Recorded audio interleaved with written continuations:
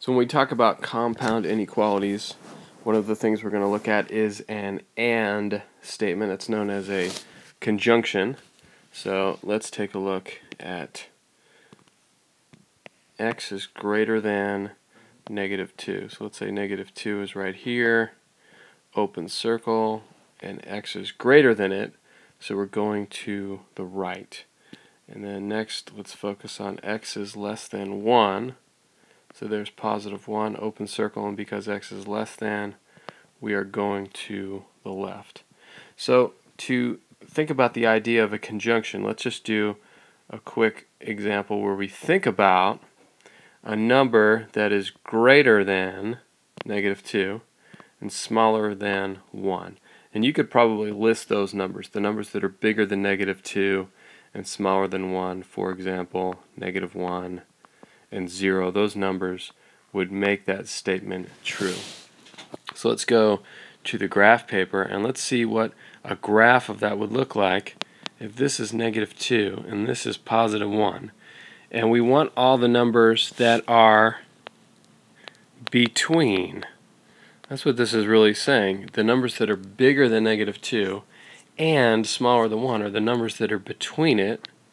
And so these open circles here, and there would just be a line that would connect them. If you go back to the very first slide here, you can see that this is the area where they were overlapping. So the AND part is kind of an overlap, and what that does, it creates all the numbers that are between.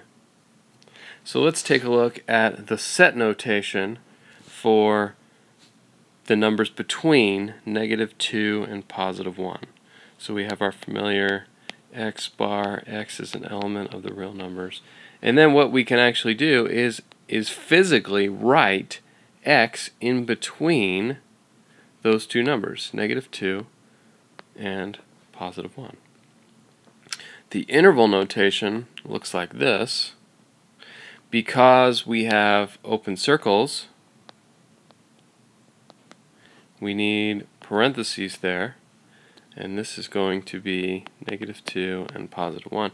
And perhaps now you can sort of see the reasoning behind the x as an element of. If we didn't have that here, this would simply look like an ordered pair. So that sort of distinguishes between an ordered pair and something that's in an interval, something between those two numbers.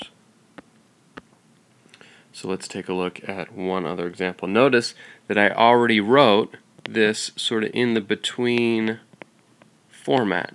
So x is between -3 and +4. So I'm going to go right to the number line, and this time we're going to need an open circle on 4 but a closed circle on 3. All the numbers between. And this we're really just recopying for the most part. X is between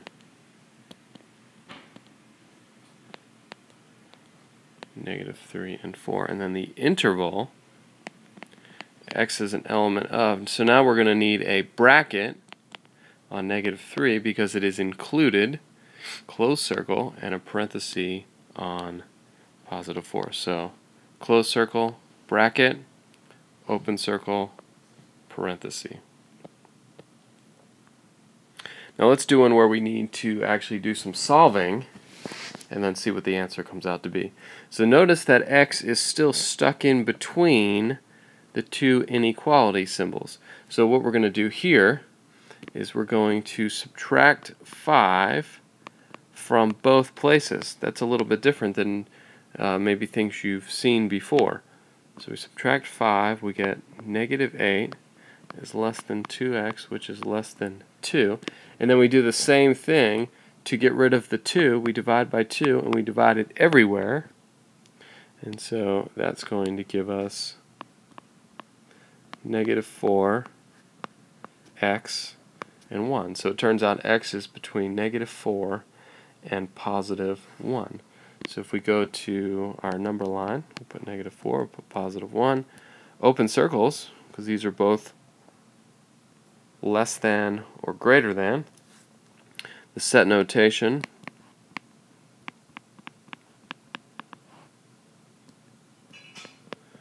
just recopying that in between, x is between those two, and then in interval notation, x is an element of -4 to +1 parentheses because of the open circles.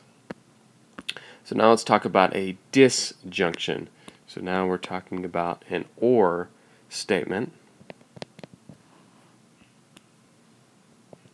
Now if x is less than -3, greater than 4, our graph looks like that. And if you think about our very first slide, I'm going to slip back to our very first slide, you can see that the arrows did sort of quite the opposite.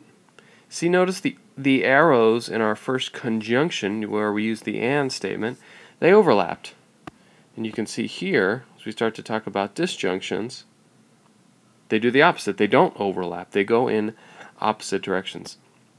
So to help us understand the difference between a conjunction and a disjunction, let's take a look at an example that uses something perhaps from your real life. Many of you have your driver's licenses, and many of you are about to get your driver's license.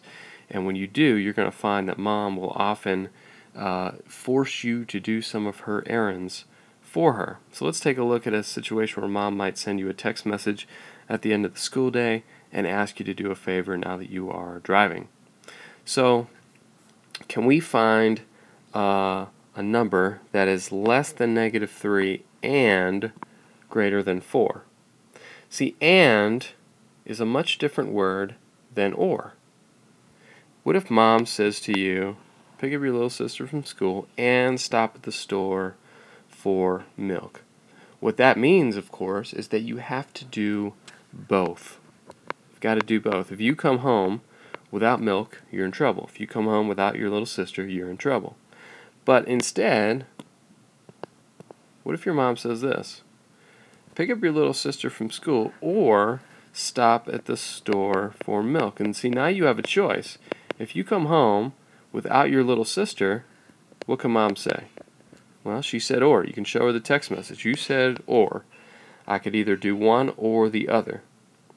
And so when we do that with numbers, we think about the number -3 and the number +4, could we find a number that is less than -3 or greater than 4?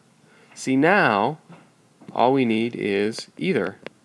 All we have to do is satisfy either one. So I could pick a number like, say, 5. 5 is bigger than 4. Now I know 5 is not less than -3, but remember, all we have to do is satisfy one. If we come back up here to the AND statement, can you find a number that's less than -3 and bigger than 4 at the same time? See, that's impossible. There are no numbers that are bigger than 4 and less than -3. So OR gives us a lot of leeway. So let's take a look at one last OR statement. So we have +2, we have +5, and x is less than 2, closed circle, and it's less than. Greater than +5, closed circle, going to the right. And you can see that those go in opposite directions, but it doesn't matter because we have the word or. It says, give me a number that would satisfy one of those two inequalities. So if I give you the number 7, that's correct. 7 is bigger than 5 or less than 2. If we had said, and give me a number that's less than 2 and bigger than 5, that would be impossible. So in set notation, we're really just recopying this. And in interval notation, this is the new one now. Let's take a look at what this looks like. So x is an element of. So let's recall that this down here is -infinity and up here is +infinity. So we're going to start out like this. -infinity all the way to 2, bracket because of the closed circle, and then we're going to put this little u in the middle, and then bracket 5, all the way to infinity. And so there are two intervals because there's a gap here. There are two intervals that go off to infinity. One goes to negative infinity, one goes to positive infinity. And so this part sort of takes care of that gap.